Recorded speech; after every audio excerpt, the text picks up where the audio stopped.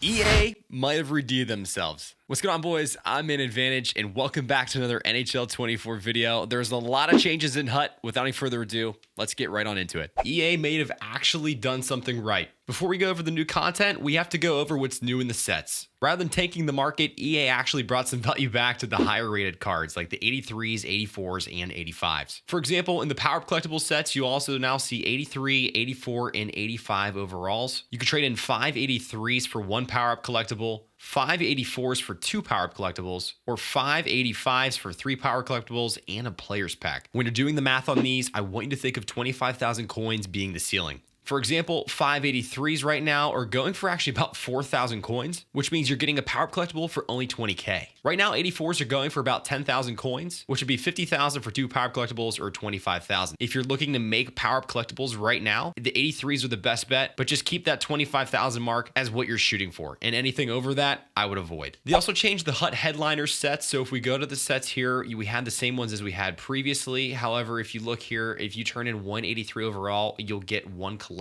If you turn in 184 overall, you'll get 2 HUT headliner collectibles. And then lastly, if you turn in 85 overall, you're actually going to get 3 headliner collectibles and an untradeable base pack. Now, while you can't upgrade those cards with just the HUT headliner collectibles as a whole, you could trade them in to earn a Power Up collectible, which will then upgrade these MSPs. Right now, you can get one of these collectibles for about 4,000 coins total, being that that's what 83s right now are going for. Again, when it comes to the math, 4,000 coins should be your limit as to what you're willing to buy per collectible. Up first, we have the 6'1", 192-pound Iron Man, Keith Yandle. An 83 XL, 87 speed for an 81 overall card, that's crazy good.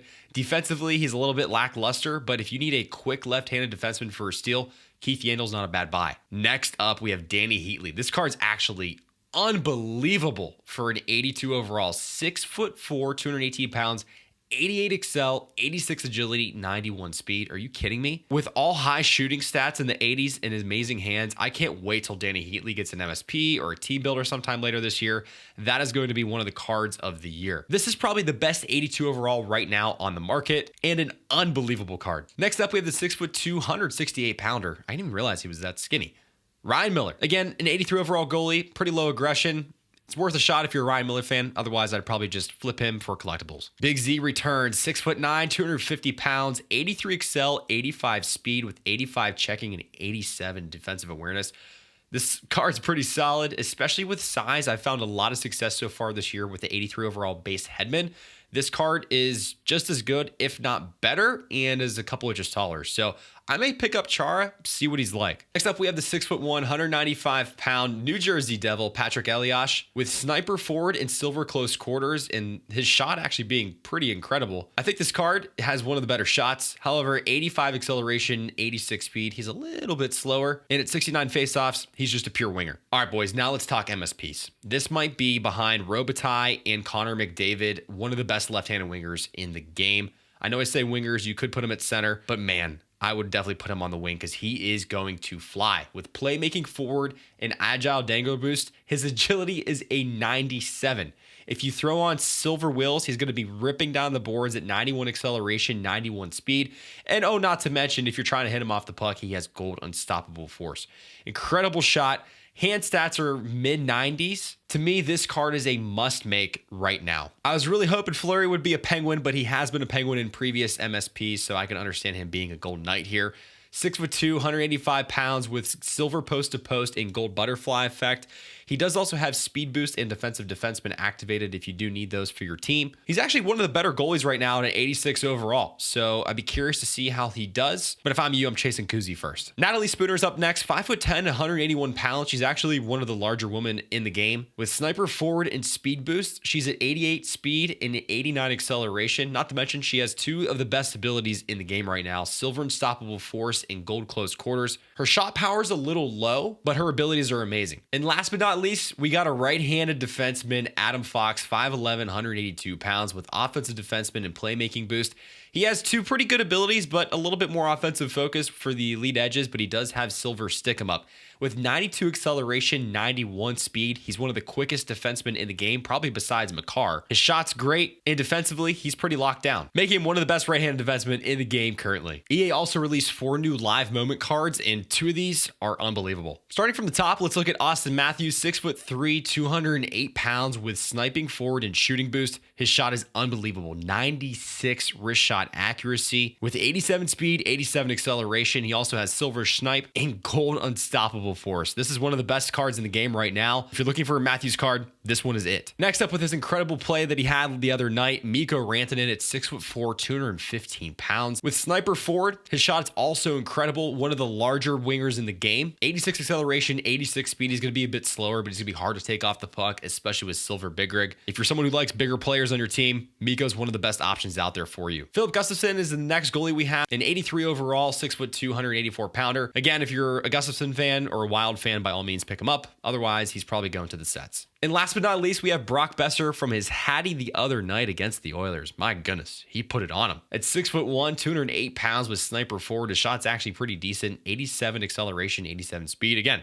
one of the better 82 overall cards in the game right now. There's been 2 other transactions in the league, and both of these defensemen got paid. First up is a 6'6", 218 pounder, Owen Power. He has two-way defenseman, which is going to increase his defensive awareness into the high 80s. With 85 speed, 86 acceleration, he's even on the quicker side for a 6'6" defender. If you had Chara, Hedman, and Power back there, you got the biggest defenseman in the game right now. However, if you're looking for somebody a little bit quicker, we have Devin Taves, who also got paid from Colorado at 6'1", 191 pounds. Left-handed defenseman, has two-way defenseman on, so his defensive awareness is going to be a 90 overall with 86 acceleration, 87 speed. Shot is halfway decent, and again, another great card. Now let's take a look at what it takes to make one of these cards. Again, trading one of the collectibles, you can also potentially have a free one from some of the objectives. However, let's say you're starting from scratch. If you're going to make the Evgeny Kuznetsov, you first need his card, which will require one Hut Headliner collectible. That's going to get you this 82 overall. Next up, you have to use coins. You really have no choice. It's going to cost you 10,000 coins to go from an 82 to an 83.